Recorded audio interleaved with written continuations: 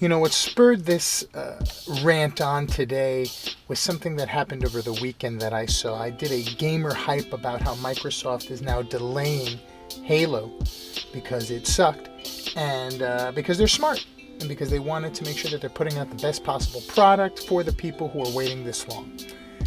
But then over the weekend, all these other rumors started coming about PlayStation overheating and the games not being able to play as good, and they might be having problems. You may want to keep a lookout. And I was like, man, everybody be running that game, just gaming on everybody, and it's one of those things that really bothers me, because I understand. I completely understand, because there is a difference. There's game truth and there's truth.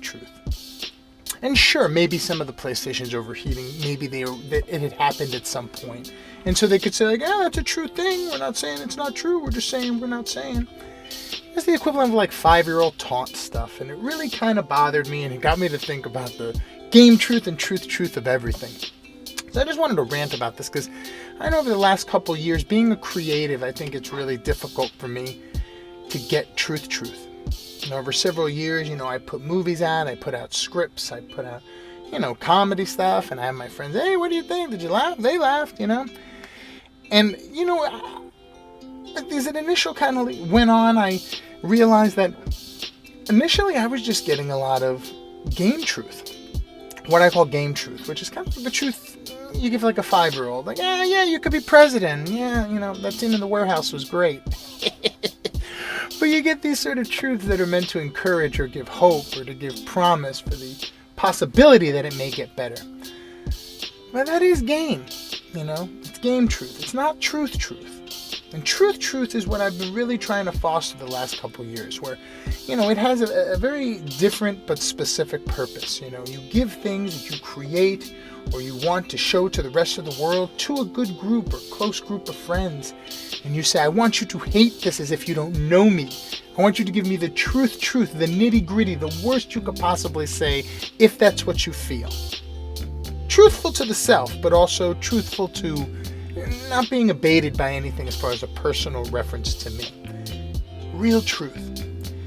And luckily, I've had friends who have been able to do this freely. Scarily well. But it has helped me tremendously to get truth, the real nitty-gritty about what it is to actually, have something be good or not. Under a stress test, under a field test of people who because they like the things you like, and so you would be able to present this this is what I would want us to see together. And if you see something that they don't, it's different. I even talked about this, we're showing it to one other person or anything changes the parameters. But something like a script or a movie, we can't just watch them, I'm going to watch you watch it. You have to just give it up freely and then expect some type of, comeback as far as hey, here's what I thought, here's what I didn't think.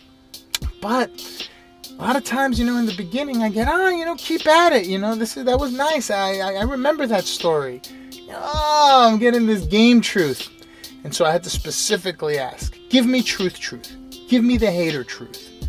The nitty-gritty stuff. And I return that.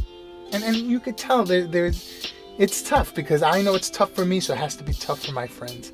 Where they'll give me something and I go, this is slow, this sucks, who cares? And it's I don't mean you, I mean ugh.